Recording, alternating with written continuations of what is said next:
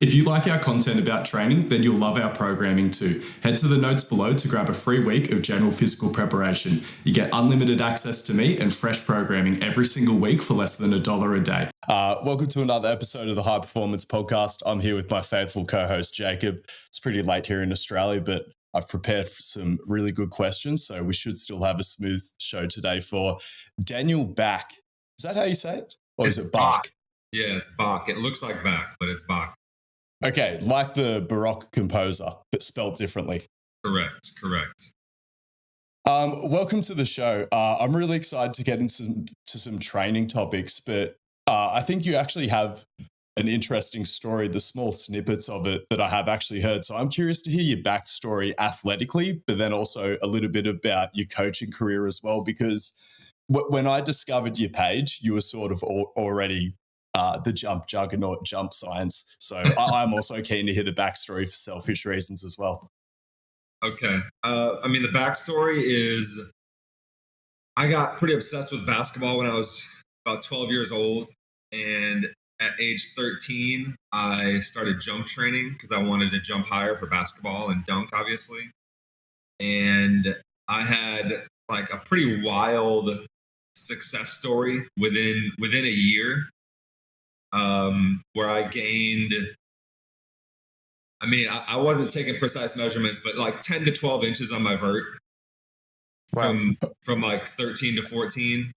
Was it pretty good to begin with, or were you just so untrained it was? I think it was around 20 as a 7th grader. So I don't know what, I guess it's good, but we don't have much data. Probably decent. Yeah. And then 30 inches by the time you're 14, and then also adding a couple of inches of height at the same time. Yeah, actually, I grew 4 inches at the time, which is, part of, obviously, kind of tells you where my body was at the time, which is one of the reasons I had such great results. But I dunked a basketball not long after I turned 14. I was 6 feet tall. Wow. Is this jump training, or were you hitting the weights as well? It was both. So it was like low rim dunking, and then I had like an old school, bench with like the skinny little barbell on it that you have to like slide weights on, like crank the little thing to tighten it, like the screw, like the salt weights, or the just like a random assortment. And I had that in my bedroom actually, and I was doing squats and calf raises 5 days a week. Yeah. And just home cooking, no bills, fucking stress-free, as stress-free as it gets. Obviously, high school can be stressful. And I don't know where 13-year-old Daniel got that type of discipline from or whatever, but I was just going for it. And I started seeing results pretty quickly, so then I got hooked on it. And I had this like dramatic success story when I was really young, and then that got me like into training. And kept trying to like learn things, obviously in, the year 2000, like internet sources aren't like that great at that point. But kept trying to train my vertical, kept, playing basketball, dunking, whatever. Ended up like as a good leaper in high school basketball. I touched the top of the backboard, or the top of the square on the backboard as a sophomore. So at like age 15, and through that, so like at that age, I was like, I want to be a trainer. Like I was that much into it. And I have like I was really good at math and physics when I was younger. And so it just sort of, it kind of took that type of my personality of like problem solving and thinking about stuff and that, and like, so you can't shoot for shit. Sure. Yeah. I was like, but you didn't think you had a chance at making it, because you're obviously pretty athletically gifted. Oh no, I guess maybe a few years earlier, I was maybe thinking that way. Yeah. Probably in high school, I wasn't thinking as much about, being a professional basketball player. Just a few more freaks around at that point. Yeah. Well, and it was just, I could tell like, okay, there's people that play a lot more basketball than I do. And I'm athletic, but like there's a difference here. And I'm a thinking guy, and it's like, okay, what are the chances really? Yeah, realistic. If I'm 6'3", okay, so I need to be like a point guard in the NBA. And you're feeling like a center. Yeah. Yeah. Like I wasn't, I probably had a little bit of delusion, but not, peak delusion.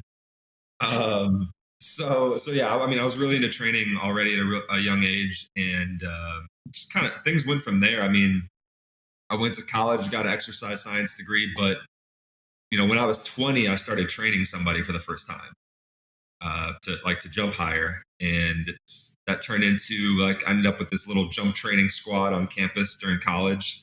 And you'd never had a coach at this point for your S&C or your jump training or any sort of mentor either? No. I mean, probably the best source of information that I found, that was in the college years, so it still wasn't like part of my dunk journey or anything, but was the Vertical Jump Bible, which is like one of the old jump products on the internet, and is this actually like starting strength for vertical jump, would you say? Maybe, but it's actually got some good info in it. Yeah, it was not it was not Air Alert, it was not jump soles, it was like actually, oh yeah, you should be like sprinting and doing plyometrics and lifting weights, and here's a reasonable schedule to do that on, and that type of thing. So yeah, shout out to Kelly Baggett. I don't think he's really made himself known on the internet. Doesn't have Instagram. Recent decades, like I don't think I've ever seen any content from him or anything, but the Vertical Jump Bible was legit. So yeah, and so then ended up doing a fair amount of training in college, and then after that did a little bit of work at a high school basketball team and track team, and then got this position down in Texas, working at a private facility with the local kids, and it's been 10 years there. Yeah.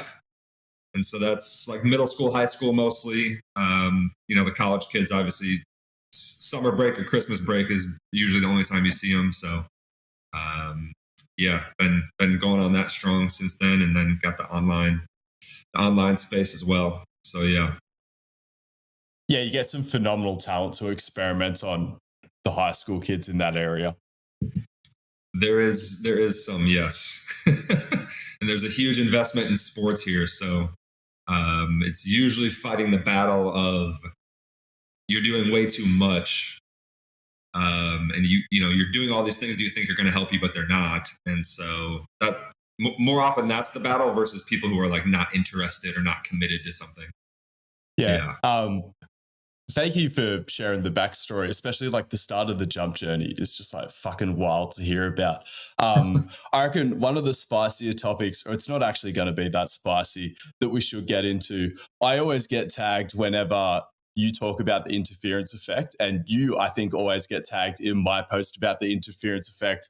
Obviously, my context is I'm sick. I come from a pure gen pop background, and I'm just sick of people thinking cardio will kill their gains.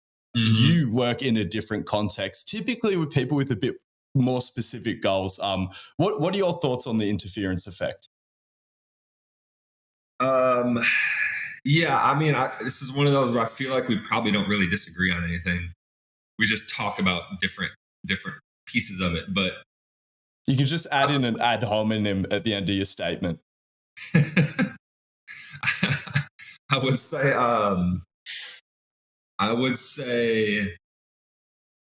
the SZN principle is a valid thing. It's specific adaptations to impose demands. And so if we took the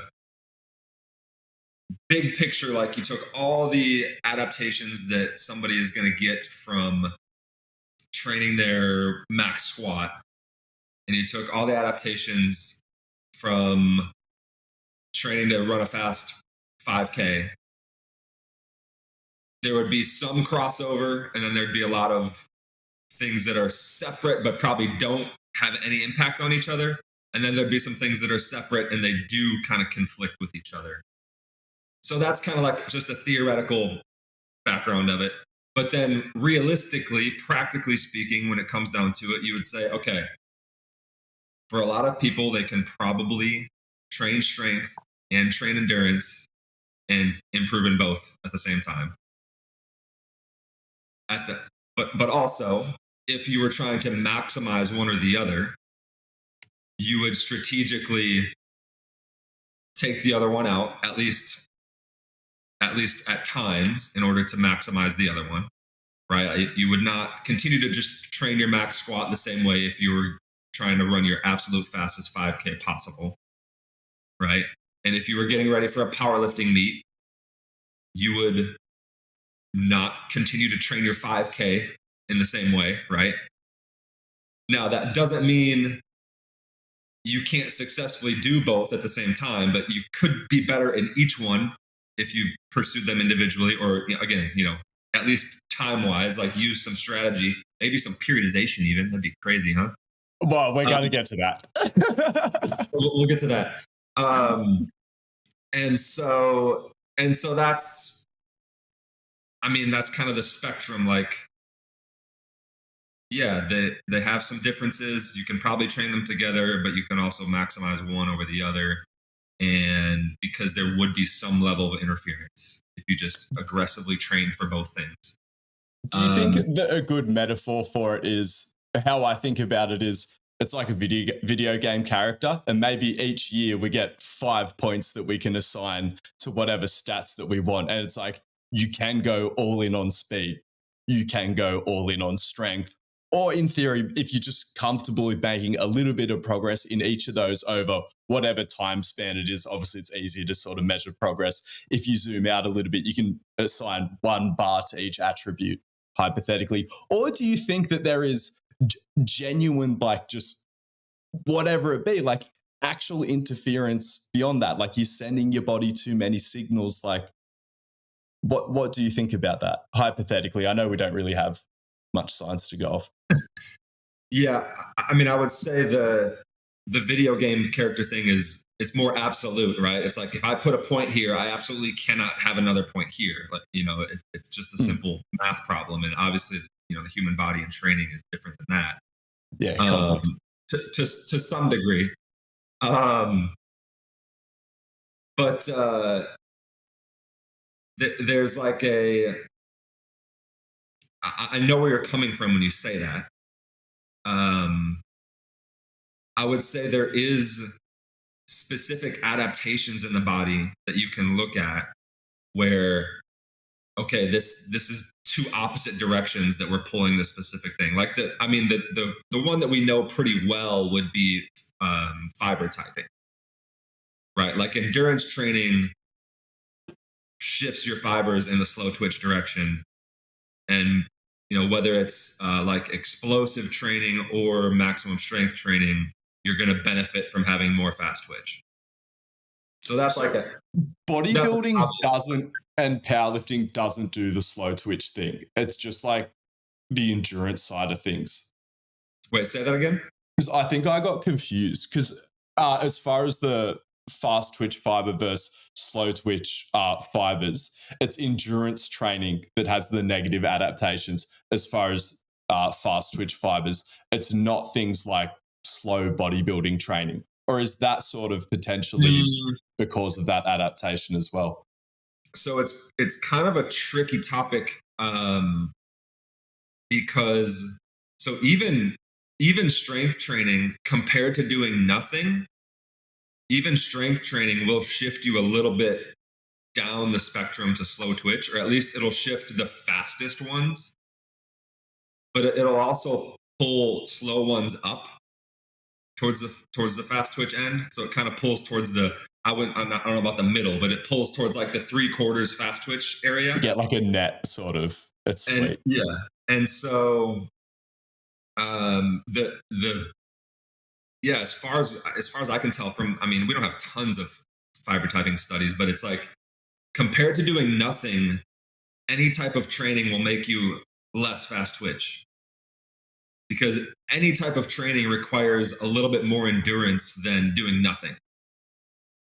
Also, yeah, so fast twitch is like not really something to get caught up in. Is that what we learned from this? Like, see, I wouldn't go that far. Okay, I would Is go it just that about far. being less slow twitch? Is that the whole thing? Well, not being fast twitch.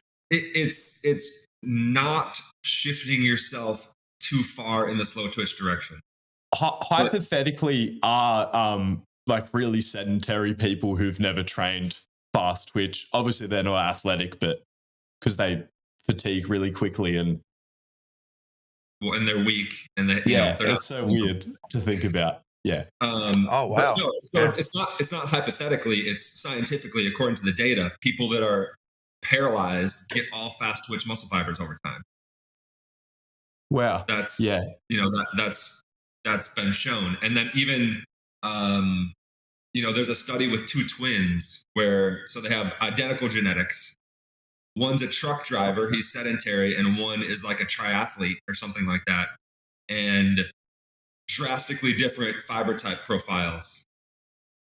And I don't remember how old they were, but they've been doing very, very different activities over the course of their life, and they had drastically different fiber type profiles, even with identical genetics. So it's nurture, not nature, mostly. A lot of it. It seems there was a heavy nurture influence there. And so that's one, like actual physiological place we can see where, okay, there is interference here between sprinting a 40 and running a 10K. And so I would say, yeah, at some level there is direct interference on those things. But again, what about a 5K? Are we cool? How long can we go? I'm trying to run a sub 1200. That's my main thing. I would like to not run a shit 5K. Am I playing with fire here? Yeah, okay. And so, I mean, that's where you just, again, it's just smart programming, right? So this is not programming. Yeah, that's all it is. Yeah. And so again, it's not that you can't make these things coexist pretty well.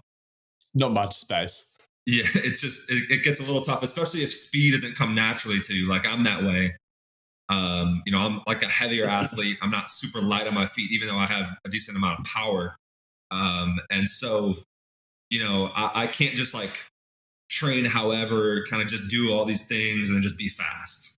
Like I have to really focus on speed to develop speed. So, hey guys, I hope you're enjoying the episode. I just wanted to take a second to let you know that Angus has poured all of his knowledge on e-commerce and organic content into an ebook, which is now available. If you want to check it out, head to the show notes or the link in Angus's bio. Thanks. I mean, we have to get into periodization is dead. Let me start. Do you know about John Kiley? Because I've seen, Daniel, you just comment and respond to a bunch of just random clips sort of on IG, clickbait shit from podcasts.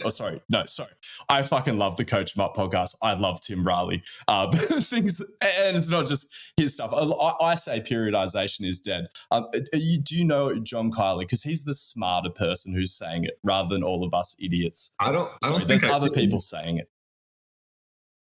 John. Yeah, anyway.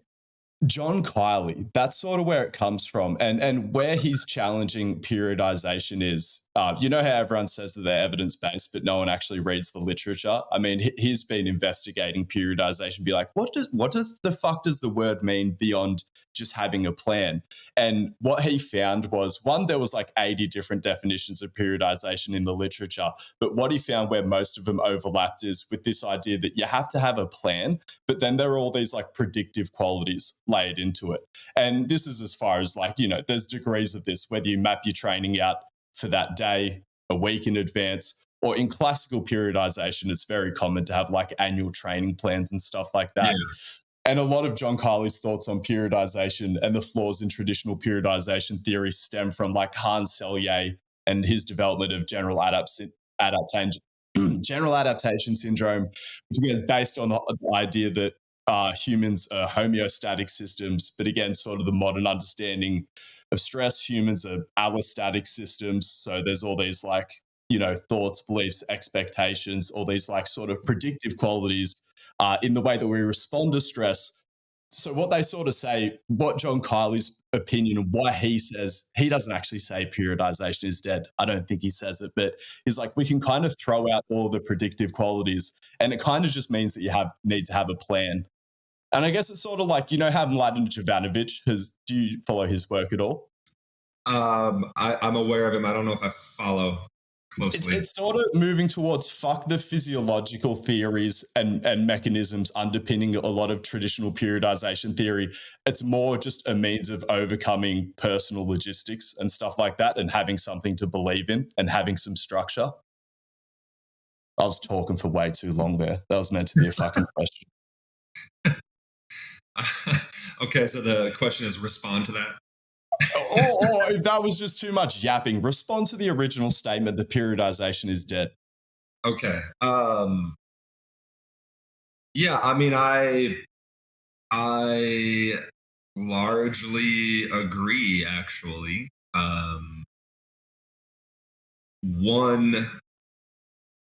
I guess based on some of the stuff you just said, like just the predictive nature of things is so limited.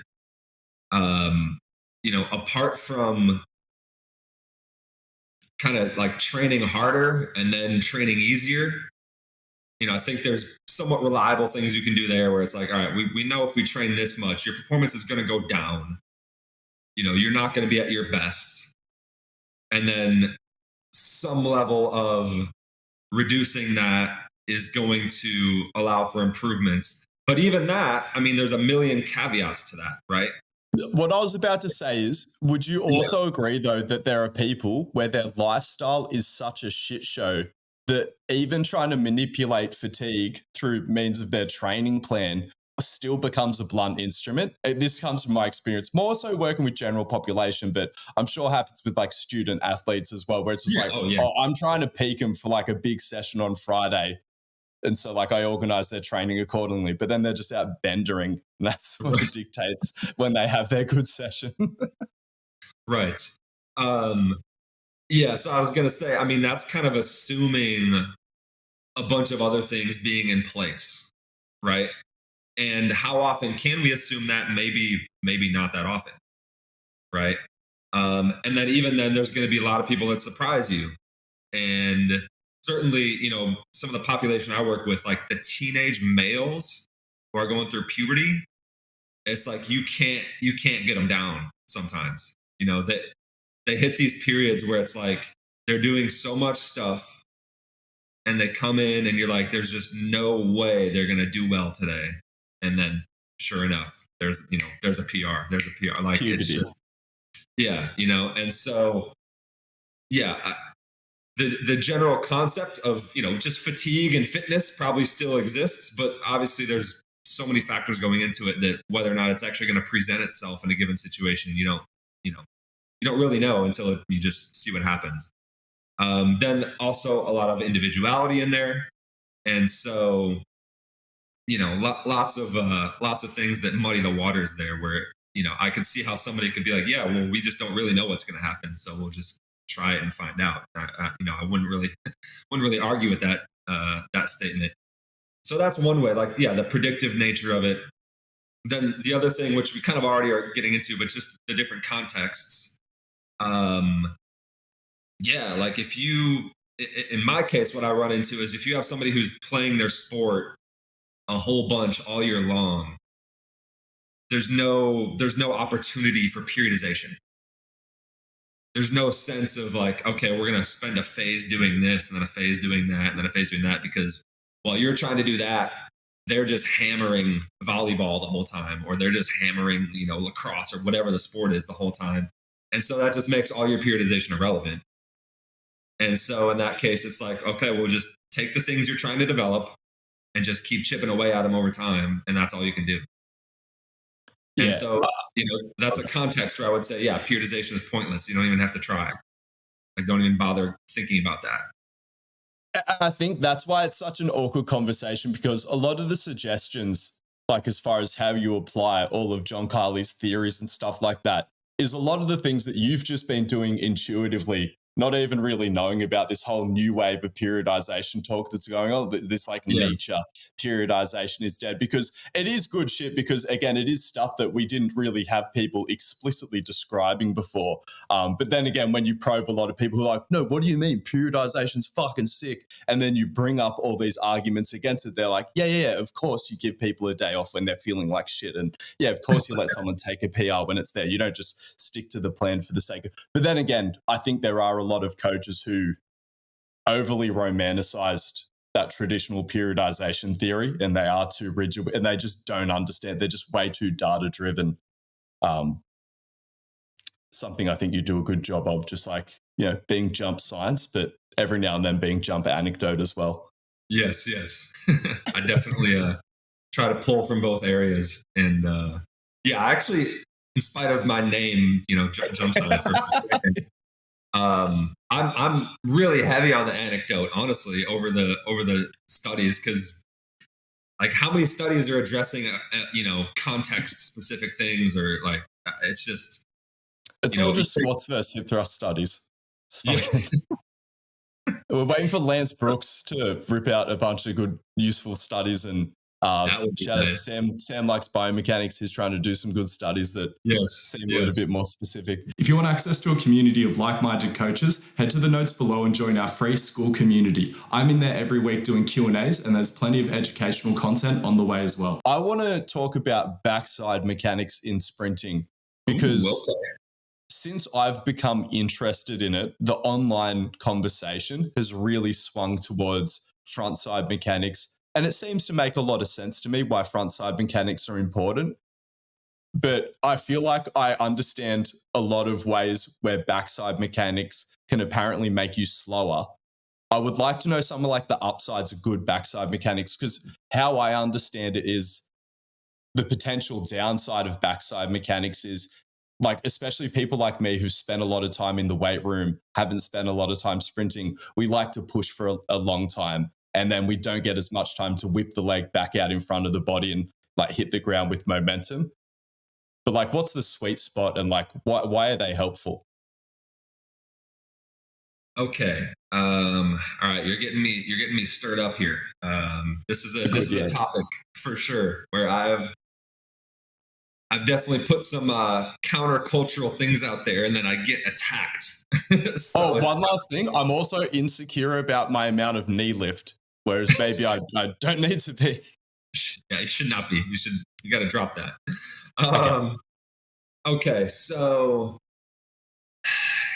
this topic, I think you got to look at, you have the hypothetical sprint mechanics model, and it is based on physics, but like it's only based on, you could say, like really simple external physics, like just this basic concept of, if we're trying to sprint forward, then we don't want to have backwards force on our body. Like sort of a really simple common sense version. And it's like, okay, so what's the way that we sprint with as little backwards force as possible? And that would be your classic big front side model with, backwards action of the foot at the ground. And is this like minimizing braking forces? Is that the idea? Yes. Yeah, that's the backwards force. Yeah, the braking force is kind of the idea. And so it's, in the start, it's like, obviously, big knee lift, close shin angle, striking back of the ground. And then as you get up to top speed, it's same kind of concept, but now it's a more of a cyclical nature. Because you are moving faster, you have to generate more foot velocity. And so the whole model is basically based on that concept of reducing the braking force. And if we just consider that, it's like, yes, this makes sense theoretically. Now, what happens in practice though is like, wow, well, like you can teach somebody this model, but they go out there and run like that, and they run really slow, right? Like that's the case more often than not. And you can spend years trying to make somebody sprint this way, and it's like maybe they change a little bit, and maybe they don't. And so that's like, all right, well, so what are we why is this so hard to do? Right? Like, why is this skill so hard to do? Is it just a skill? And it's like, oh, well, we forgot about the physics of humans. Like, we totally eliminated the complex organism of the human body from our thought. We were doing a free body diagram, like high school physics. We got like a stick man. Yeah, or we got a block sliding up a ramp. Like with a certain coefficient of friction, and we're acting like the human body is going to follow that. Okay, so it's completely eliminating this concept of, the physical capabilities that a person possesses, and then also it's neglecting the gravitational support element, which it's becoming more commonly understood, but still like so much misunderstanding on this, where the speed that you can run over the ground is actually chiefly going to be determined by the vertical force you can apply to overcome gravity and how fast you can do that. Is this a new thing, or is this just something that's become a bit under-discussed since people have been obsessed with maybe more? Because in my mind, though, pre-swing still allows great opportunity for vertical force application, not just that pre-swinging action. But are you saying that people are getting into their front side and then overemphasizing this pre-swinging action to some extent? Well, that does certainly exist, yes, where people like sort of overdo the front side mechanics trying to chase this thing. So that's actually a recent evolution, and there's some good research from Ken Clark, who's I would say almost a friend of mine. Like, we've talked. I've never met him in person, so it's hard to call him a friend. But he's like, one of the leading sprint researchers in the world, and he has this series of studies that's showing like the connection between downward foot velocity and vertical force. Now, I have some like sort of really in-depth critiques on some of that stuff, and I've actually talked about those with him, and I'm going to get into that. But yes, there is definitely also the belief that the pre-swing is going to help your vertical as well. Okay, but this is where the backside stuff comes in. So, just one quick question before we get back into the backside. Okay. Once you commit to maximizing vertical force production in like 100-meter race, are you saying you're done accelerating at that point and you're just focused on, or is that, do you still sort of accelerate even when you're in theory really trying to apply forces vertically? Well, you don't accelerate in the sense that one step is faster than the next. It's actually going to be pretty quickly. It's going to turn into a slow deceleration, right? You're trying to decelerate as slowly as possible because you can't really maintain speed for very long.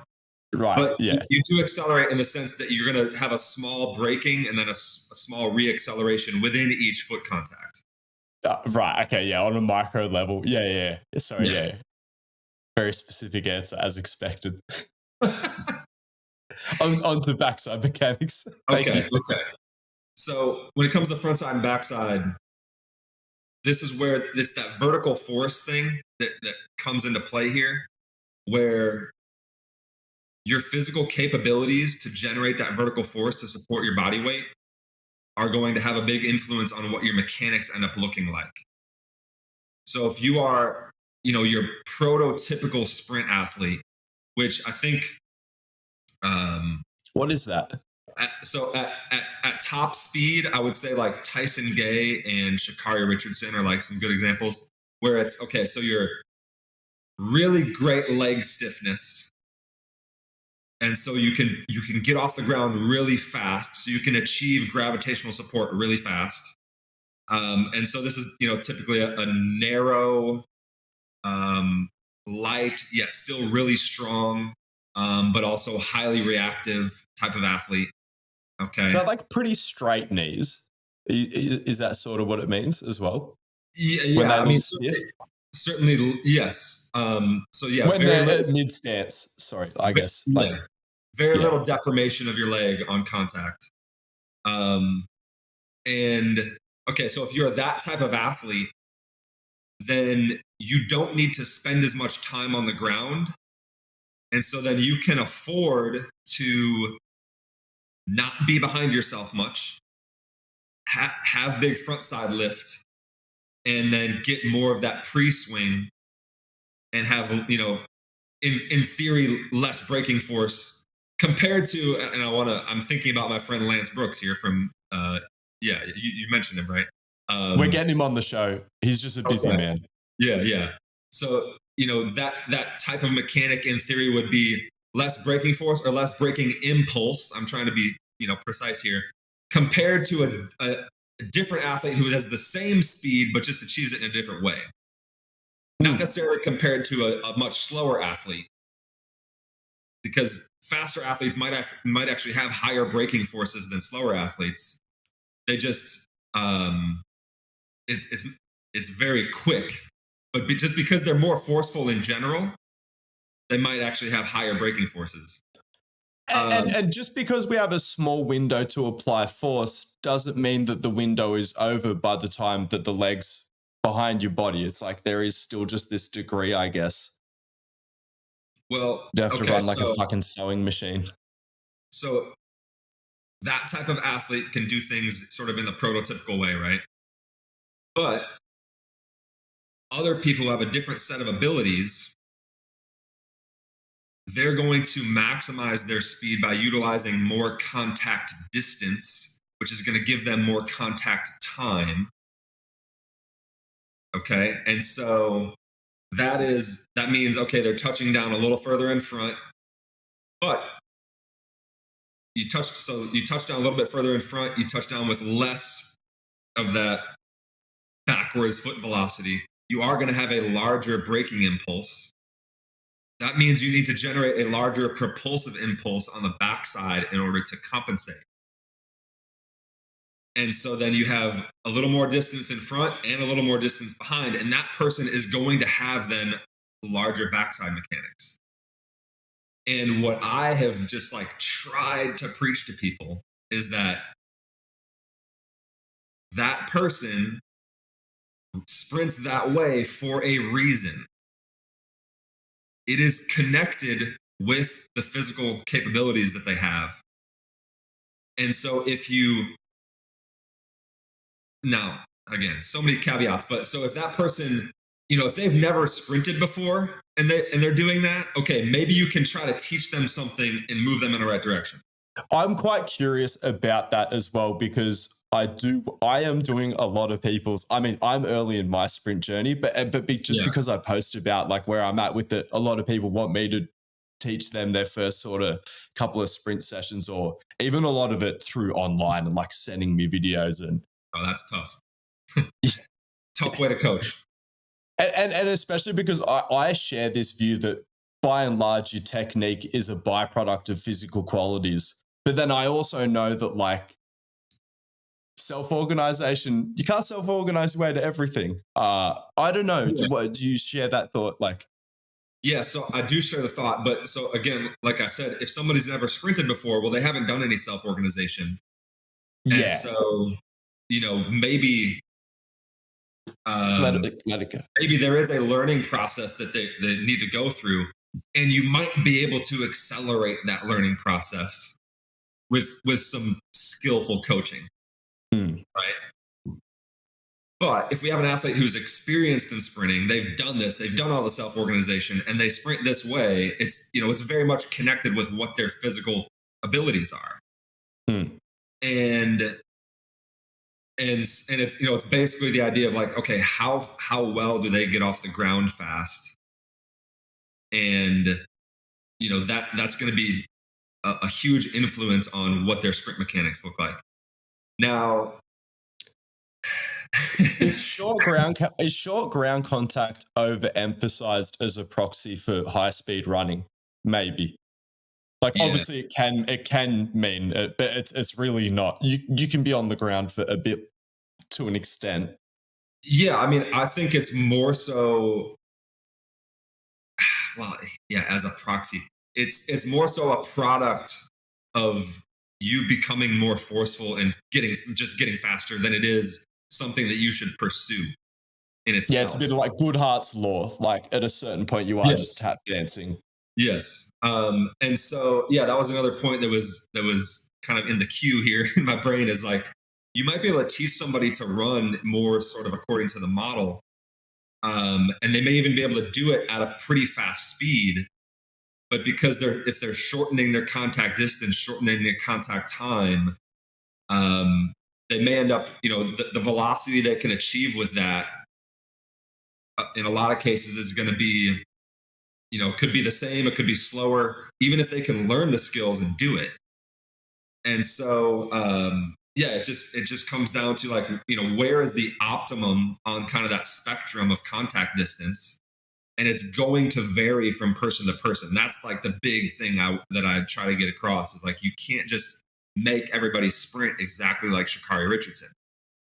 And so that's the other, or then there's one other thing about the backside, and this is another thing that I've tried to convince people of, is regardless of the whole contact distance and like braking and pushing behind you and all this stuff, regardless of all that, you do want your leg to fold up in the early swing phase to shorten the lever so that it's easy to move it forward. Because you're reducing the angular, my physics terms are getting messed up. The angular inertia when you shorten the lever, so you can move it forward more quickly. So you need the leg to shorten up. So you want to move an arm. If this was a leg, sorry, like this is then this. Yes. So you want the heel to come up behind you. And do you see it not happening a lot? Do you see athletes with big backside mechanics where the leg doesn't fold up and they are slow at bringing it through? Or does it hasn't come up much? I don't know if I would say that that's big backside mechanics. I mean, I've definitely seen people who don't recover the heel high. That tends to present as more front side dominant, though, because if you take out the butt kick, it looks sort of more front side. Okay. And it's actually a big issue. Like if you leave that lever longer, now I can see it in my head how it would seem like it's Yeah, if you leave that lever longer, it really slows you down getting the leg through. So I would say that's like a day one kind of fundamental thing. Like if people don't have a high foot in their max velocity, they need to work on that for sure. And again, I've pointed this out with slow motion videos, like, because I've heard people talk about in their efforts to avoid backside, I've heard people say that, like, when your foot leaves the ground at the end of stance and it comes up, it shouldn't go past horizontal, or like not much past horizontal. And I'm like, I posted, the sort of the well-known slow-mo footage of Bolt, and it's like his foot comes up here and it gets like all the way there and it comes up right by his butt. And I'm like, what are we talking about here? And if you can even look at every other sprinter in that race, and they're all doing the same thing.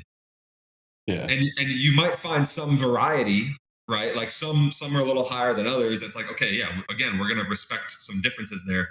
But like everybody's getting that heel high, and it's high behind the hip. It's not high like directly underneath the way that like so many sprint drills are.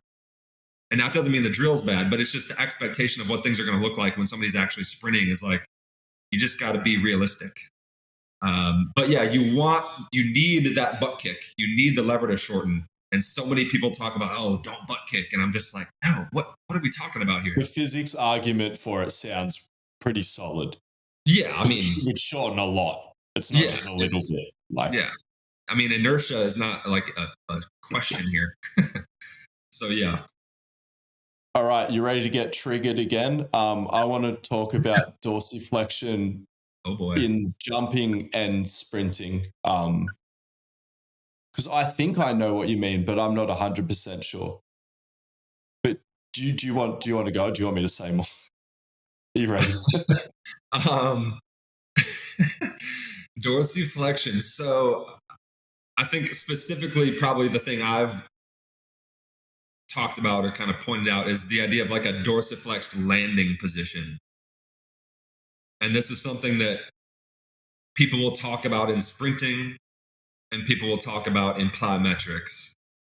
And I largely disagree with that idea of like touching down in dorsiflexion. And again, as far as sprinting What goes, about dorsiflexing?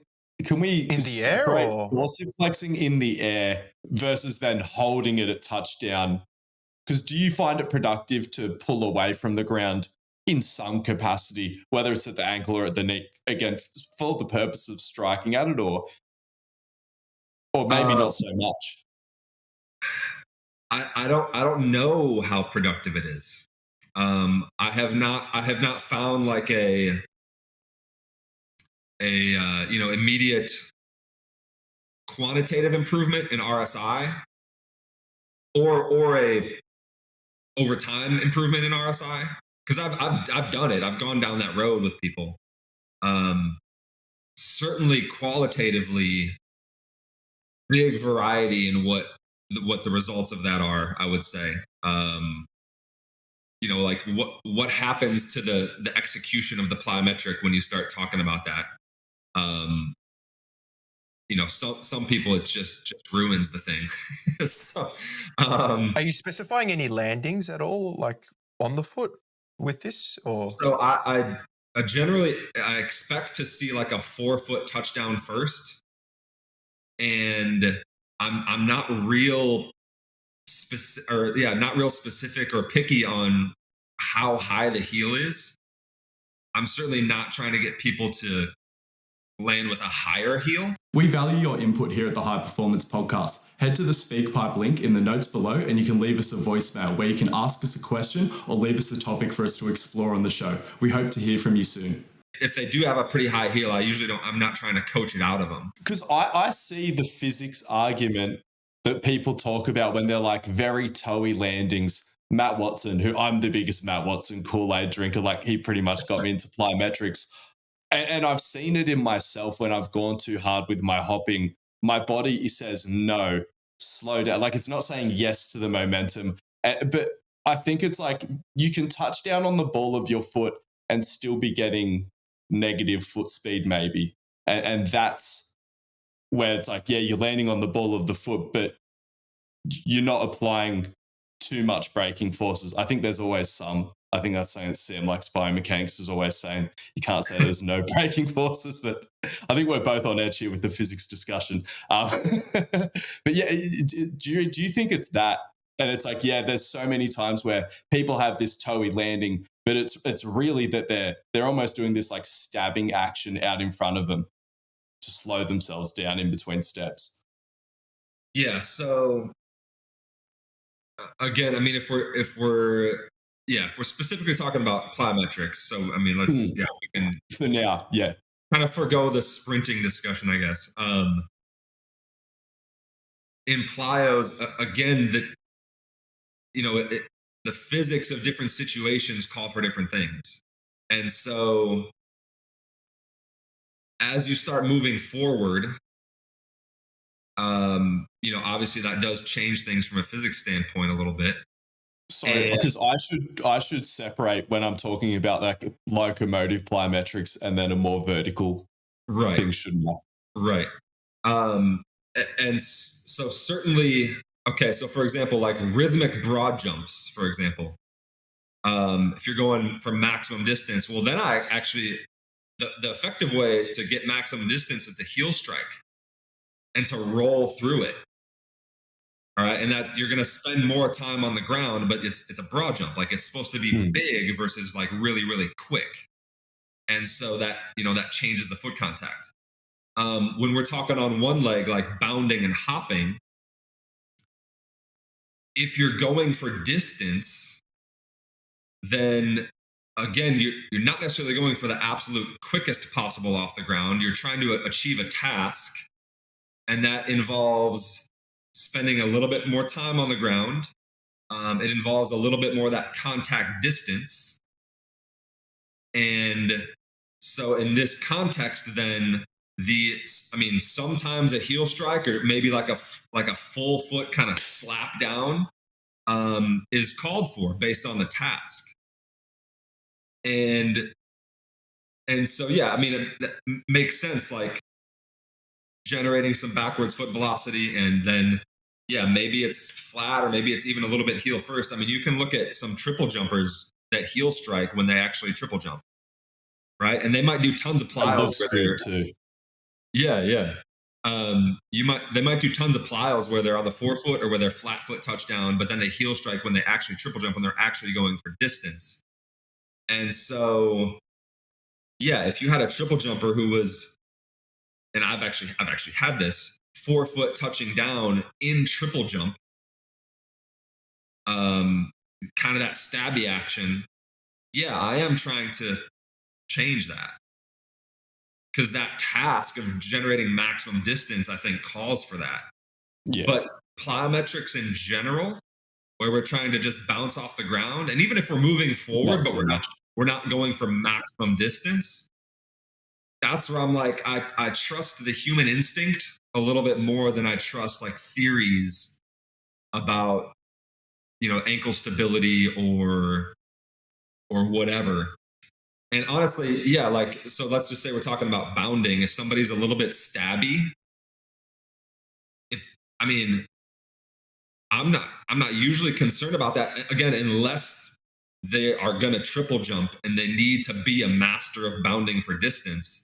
If I'm doing plyometrics as a supplemental thing, like we're just trying to get, some leg stiffness, get some spring in the legs, I tend to let them, do their thing based. And again, This is very GPP. We like hearing things like this. And I think again, it's connected with the physical abilities that they have. Somebody who's really strong at the ankle and knee is generally going to like to be on the forefoot during plyos. And I'm not trying to change that for them. Again, unless it's a specific task that calls for that. Yeah. And then definitely, if I have somebody who's a heavy athlete, doesn't bounce off the ground well, and they're maybe flat foot touching down or they're heel striking, I'm like, well, yeah, that's who they are. That kind of makes sense. Now, I want that actually to change over time. So I would even say over time, I'm trying to get that person to change and be a little bit more on the forefoot. But that's a matter of training over time more so than trying to coach their technique differently. Because it's just exposing them more. Is that what you're saying? And they just getting jumping more.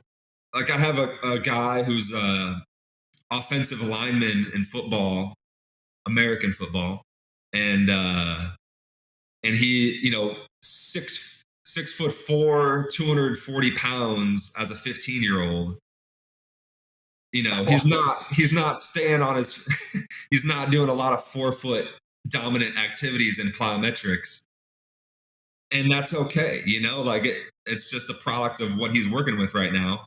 But still, over time, I want him to develop some of that lightness on his feet. And that's probably, I think, going to come along with a little bit more of that forefoot action. And so, I wouldn't want to coach other people who are on the forefoot to be more like that heavy, slow athlete, right? That's where I'm kind of like, if we look at the people who do these two things naturally, we want to be more like those forefoot people. So, yeah, I don't know. Those are some of my thoughts. I don't have a problem with like coaching foot contacts and plyometrics.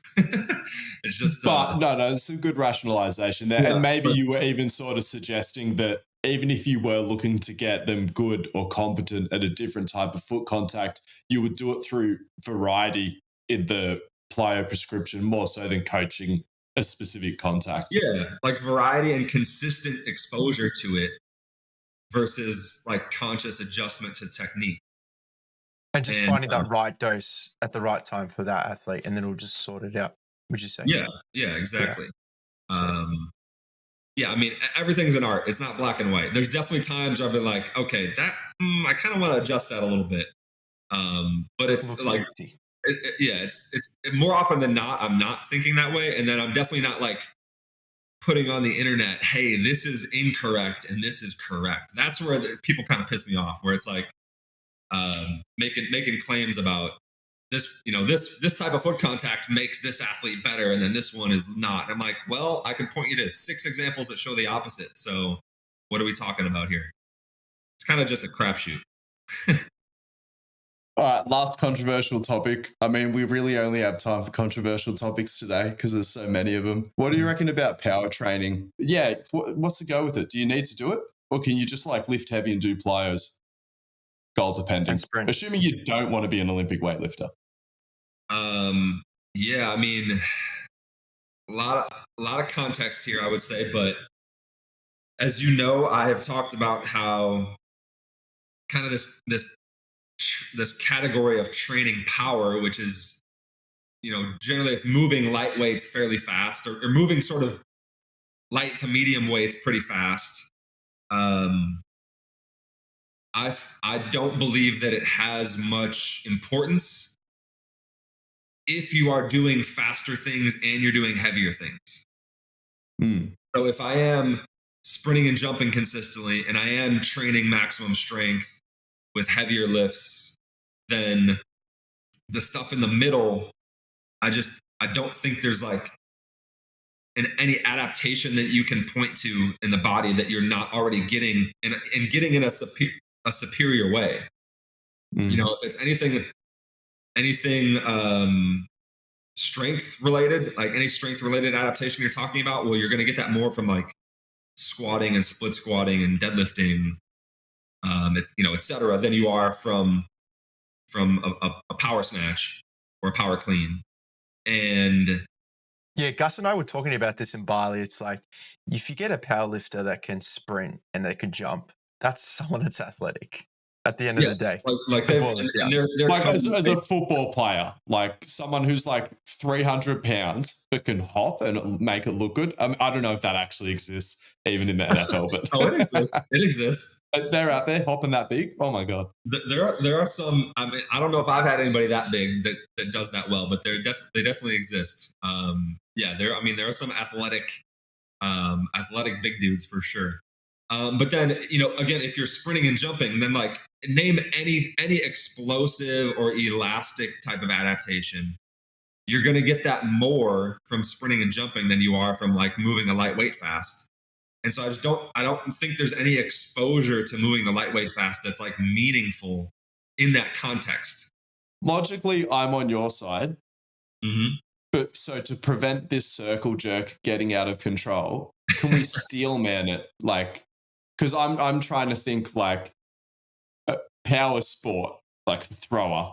And I know just culturally they love their ollie lifts. I mean, everyone loves their fucking ollie. Well, some people fucking hate them as well. It's pretty divided at the moment.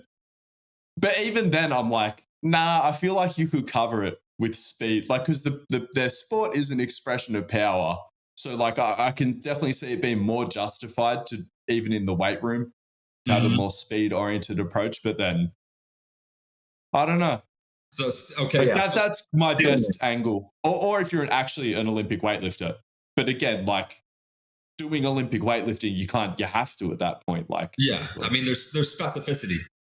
Yeah. But actually, one of the topics I like is how weightlifters can obviously they use the strength side of the spectrum plenty, but it's a growing movement, I would say, in weightlifting of like using the sprinting and jumping side of things to enhance their explosive abilities. And there, I've had people like reach out to me with their anecdotes, and it's like, the one that's in my head right now is, I was a weightlifter for 5 years competitively. Like I did that. And then I started doing more track stuff. And then my snatch just went crazy when I started doing more track stuff. And I'm like, yeah. Wow. Because it's better explosive training, right? The adaptations are going to be at a higher level from sprinting in that direction than they are from snatch. I may or may not have started a bit of a GPP kick in the weightlifting community. Yeah, but that's good. Because you know what happened? I was like, fucking snatching and clean and jerking 5 times a week. And then a football player would just come in and like clean and jerk my max on day one. Sorry, power clean and jerk it. And I was like, fuck this shit. I just suck like at everything, And it looks so slow too sometimes. But yeah. Like even the power lifters as well, they can just clean crazy. If they can get their elbows up, If they have especially if they have any like history of explosive sports, and then they like turned into a power lifter, then they'll come in and just like manhandle 140 kilos, and you're just like, wait, what? I thought power lifters weren't explosive, right? But if they have a background of playing some sport, then that does wonders for that. But so in terms of steel manning it, so first of all, the context, I think, again, is important. So you might have a time, again, maybe if you were in a situation where periodization was relevant, you might have a time where you're not doing much in the strength training department, like the maximum strength training department. And so something I've done is like in that type of period, and specifically for a track athlete is where I tend to use this, where, you know, they're trying to maximize their speed. Okay, well, let's do some power stuff to just maintain strength. And also, it's like a load management tool more so than a training quality. Yeah. Almost. It's like, well, let's not get weak. Yeah. But then it's also let's know that we're not getting weak because we're getting some feedback in this department. And so, like, something I've done in the past is like, okay, well, we're just going to do power clean once a week. And then we have, you know, jumps and sprints and whatever. And this is sort of like in their track season time. And if their power clean is continually staying good, or sometimes it even gets better during that time, then I know they're not getting weak, even though we're not really strength training. And so that, you know, that's a context where it makes more sense. Another one, and so, yeah, sorry, another one is, no, go. You have a young athlete who doesn't have much exposure to, or let's say they have no exposure to any type of strength training.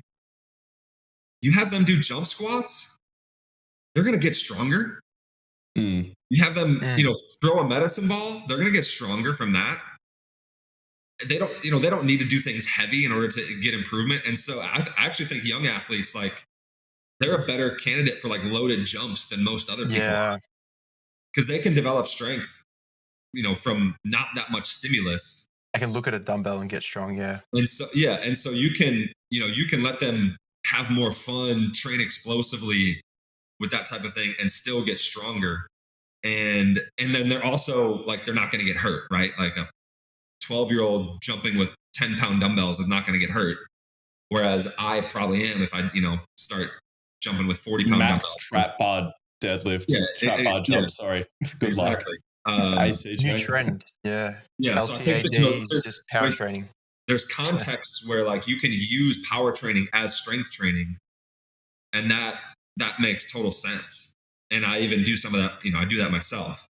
Okay, so this is why I like the power clean, because typically you would program the deadlift as the lowest relative intensity out of the lot of the big three, and a lot of the times it's weights that you could be power cleaning. Like my experience was my deadlift went from 160 kilos to 240 kilos just doing Olympic weightlifting.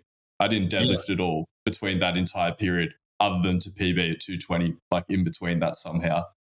And again, like, it makes sense because you're not not many people are deadlifting unless they're a power lifter above 90% or anything like, well, even 80% on a weekly basis. Right. Generally speaking. Sorry if you program heaps high intensity deadlifts. I wasn't. Not that frequently. But so, yeah, that's another thing. And I've said this, I was like, it fits into training well. It's like, you know, if you're, especially, if you're not a power lifter and you're training strength as a means of, you know, getting better at other things, you're not going to just do, you know, you're not just going to jump to 80% on deadlift or jump to 80% squats in every workout. It's like, you're going to do some lighter, faster lifting.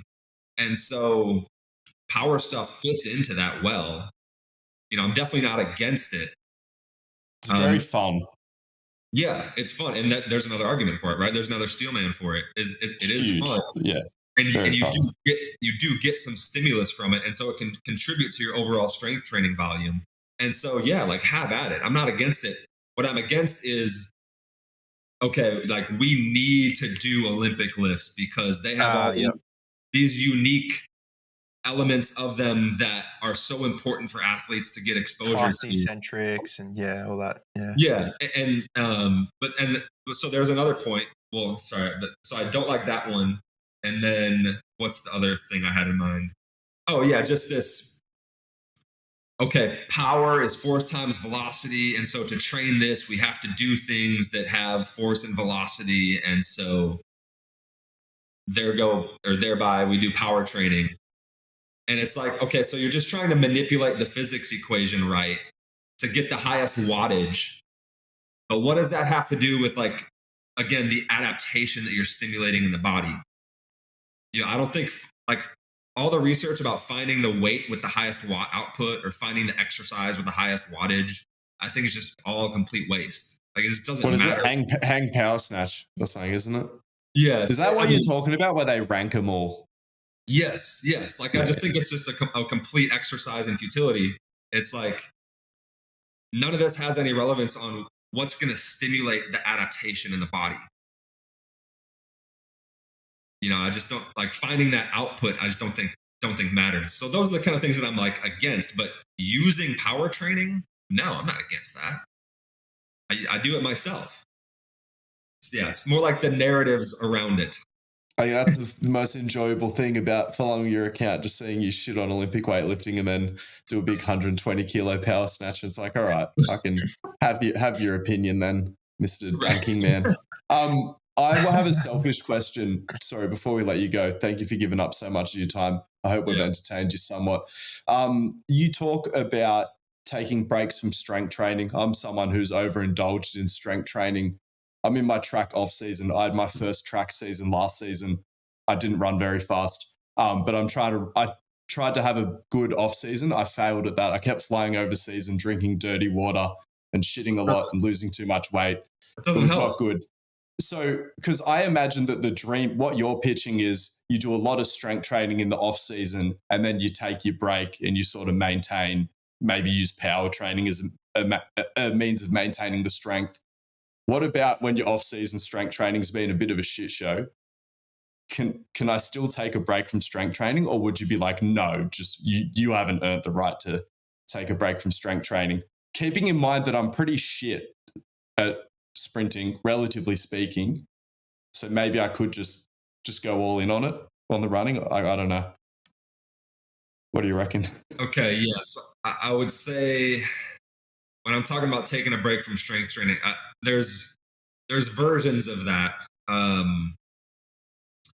One being, okay, we have fatigue, and we're trying to reduce fatigue, and so we're gonna, take a break or drastically reduce strength training. Okay, and I would say that can apply to just about anybody. Like obviously, like fatigue and fitness, like peaking for a test or a meet, almost talking about. Yeah. So there's that version. But even that, I mean, you can obviously do that and still strength train, right? It would just be cutting down the strength training stress, but you're just cutting stress in general. So it's not necessarily like taking a break from strength training. Yeah. But obviously strength training can be a source of fatigue. So it's, there's that piece. Okay. Then there's, and again, this is mostly a track athlete thing, but then there's, we strength trained in the off season. We developed strength. We improved some other qualities, like maybe some power, maybe some jumping, maybe the block start is doing really well. But in terms of max velocity, it's not at the best. Like if we compare it to last season, maybe, we're entering the season not running as fast. Or maybe it's, okay, we're 2 months before the season and we know right now we're not at our fastest, but now we're going to sort of shift the training to be more max velocity focused, less strength focused, or maybe not strength focused at all. And this is how we're going to maximize our speed on the track. Okay. And so there's that version, and that definitely valid. I think plenty of track athletes could attest to, like, oh yeah, I spent the summer, I got my squat up, I got my clean up, my broad jump is like huge now. And I got back on the track and I'm like, I'm not that fast. Right. That's normal. And that's where that, kind of that annual track periodization thing does come into play. Then there's the version that I'm afraid you might be. and it's somebody who's really strong. And I don't know if you think of yourself that way, but like, compared to your body weight, like you're a strong dude. Compared to my speed. Yeah. Right. And so what I would say is you're like disproportionately developed in strength versus speed. And that is a situation where I would, this is like I don't know if you've paid too much attention, but like the jump science shift program, where it's, this is what I assumed it was. We have an athlete who's strong, but they don't jump very well. And so, or in your case, it's like, hey, you're strong, but your speed is not in the same level of development. And so I would say you should probably just like sell out on speed all year long. And so that's not really like taking a break. Like as in don't get weak, but as in literally just don't get weak. Yeah. So, okay. So make sure your power clean doesn't go, doesn't tank. And then obviously you got to do things to stay healthy. I'm assuming because you're in your 30s, right? Like, Yeah, I'm 32. So. Yeah. So there's going to be some therapeutic things required probably, and you should probably do a little hamstring stuff, right? But yeah, probably at this point, like having, trying to make your squat or your deadlift higher, I would say is probably going to interfere with your speed development and not help. Okay, this is my other thing because you touched on it though. Because I've been more convinced. I've been convinced by you talking about that study and your experiences. I remember I was talking shit about injury prevention, and you're like, "Nah, there was this eccentric hamstring protocol. A bunch of people tore their hammy, did an eccentric protocol, never tore their hammy again when they were retested or whatever." Yeah, and I was like, I hear a lot of things about best thing to avoid tearing your hammy, avoid tearing it in the first place. I'm like, I should do some fucking eccentrics. I've done strength training. Like my go-to hammy exercise is an RDL. So it's not a super maximal eccentric emphasis. And what is it when we're talking about eccentric training for hamstring resilience in sprinting? What does that look like? Is this like doing a 4-second negative on the hamstring curl? Is this doing a Nordic where I cannot complete the concentric? And what's the smallest dose? Because I'm worried of spiking my hamstring load and then just doing a hammy anyway. Right. Okay. I'm not going to blame you. This is my own shit to work out. But so the first thing that comes to mind actually is like a good sprinting and running program. Because sprinting itself develops eccentric strength of the hamstrings. And that's another thing I've talked about before, where it's people don't realize the stimulus that you can get from sprinting because of the velocity with which your leg is moving and the lower leg kind of like momentum and then stopping that happens in the late swing phase. Like you get a lot of stimulus from sprinting itself. And so that's actually like the first step is like, well, let's get a person, obviously you got to be progressive with it, but like, let's get a person to the point where they can sprint fast, twice per week, do additional running to that's maybe not full speed. And have this all be just normal for their body now. Obviously on the way up there, you're going to get some soreness and you're going to have some fatigue and you're going to have to like, be cautious with how much you do. But like, let's get them to a point where they can do a good amount of this stuff and it doesn't take a huge toll on their hamstrings anymore. And that's the foundation right there. In terms of the strength training, I definitely think that it doesn't have to be eccentric overload to be useful. Do you think like normal strength training where you're not like swinging, or even where you are swinging the weights, would have eccentric overload? To some extent. Like like faster eccentrics with just like normal weights. Yeah, is that sort of it? Like based on this protocol, it was just general strength training, trying to get some form of like very lengthened position or. Yeah, so I think general strength training, again, that's like the main thing you do. The eccentric overload is like, that's kind of like, okay, you're picking your spots to apply this really strong stimulus and you're planning it so that you don't have to sprint in the next couple days after that. But that's not something like, oh yeah, let's just do eccentric overload hamstring curls twice per week. Right. This is the thing. I find it really hard to fit that shit in the program because my hammies get sore for fuck. I mean, even just regular hamstring curls and RDLs will blow my hammies up for like more than a micro sometimes. Right. So it's, there's got to be some level of early on as you're introducing those things, plan your sprinting around it, or plan it around your sprinting so that you get the recovery. But then eventually, again, just like with the sprinting, you get to a point where you can do these things consistently, and it's not such a big deal for your muscles anymore. Where you can do RDLs and then run the next day. Maybe not sprint fast, but like you could still just run, and maybe 3 days later you can sprint fast. And again, it's just like a normal stimulus, and then you have to stay consistent with it. But so that's kind of, people must be able to do it. That's it. I am being soft. I am just new to it. And so, yeah, you want to get to that point where it's consistent on the sprinting and running, and then it's consistent on those strength training things. Now, the eccentric overload, yeah, I think one, if we're talking about, injury prevention or risk reduction, if we're going to be, real precise with our words here, for sprinting, that is going to be more of the knee flexion training versus RDLs, because that's okay.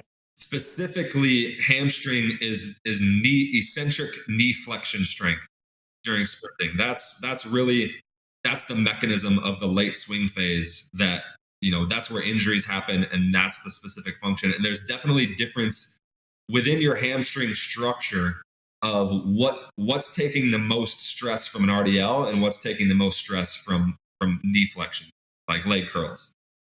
And so that's where, if we want to do this eccentric overload, one, I think doing it in the knee flexion versus RDL is like more important.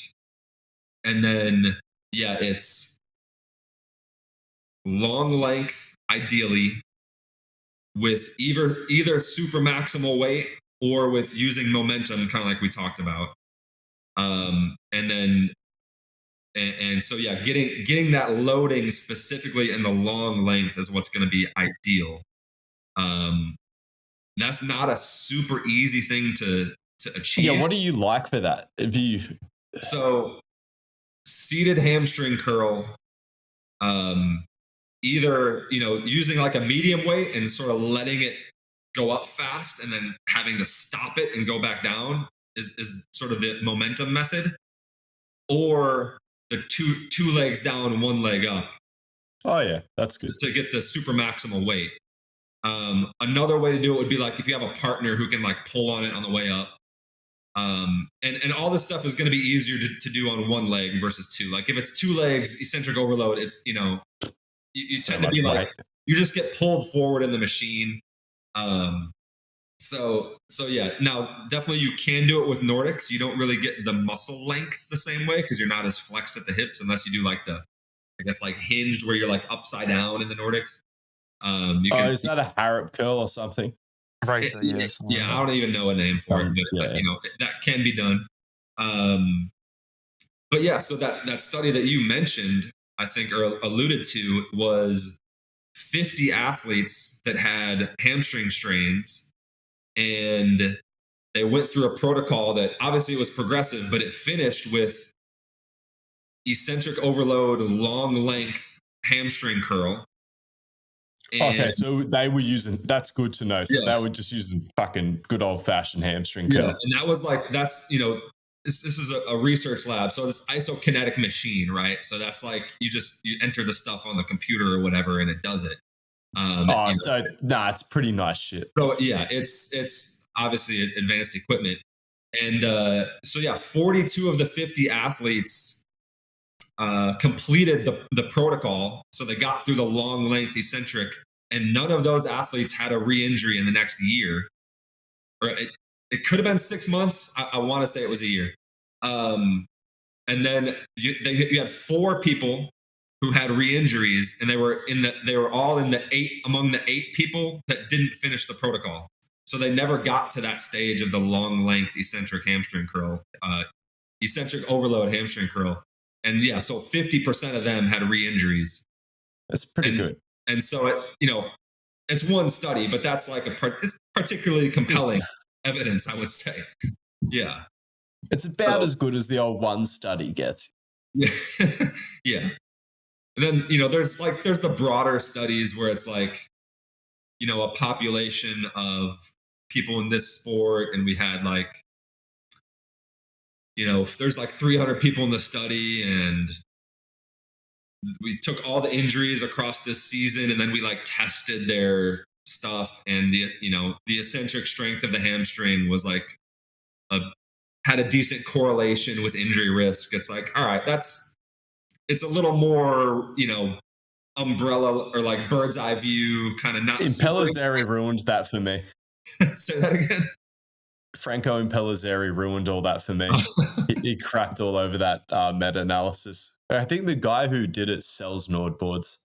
I don't want to fucking be spit. Yeah, I think it's a bit of a. I mean, like I think it's like there is some decent evidence. Like, yes, but correlations are obviously tough to like draw real strong conclusions from, and obviously injuries are multifactorial, so it's just hard to isolate one factor. There's so many things that go into it, but I think that's the mistake. I understand the urge and the curiosity to find the ACL rupture mechanism and to find the hamstring tear mechanism, and I understand that there's like money in it for pro sport and stuff like that solving these problems. But again, I think all of it's going to always wash out in the data whenever we think we're onto something, because like you said, like all of them are multifactorial, all of them. Yeah. Like, and that has to be our takeaway. But then, like studying things like that, it's just like, well, then it's fucked. It's really uncontrolled. Anytime you have an outcome that's got, let's just say 10 factors going into it, it's going to be very hard to find a strong correlation for any one of them, even if it's like definitively, like it's obviously a beneficial thing for it. It's still going to be hard to find that correlation when there's that many factors going into it. So, some things. I was going to say, speaking of the money in sports, it reminded me, there's this funny thing, or it's funny to me. There's an NFL receiver who had a couple seasons in a row of hamstring issues.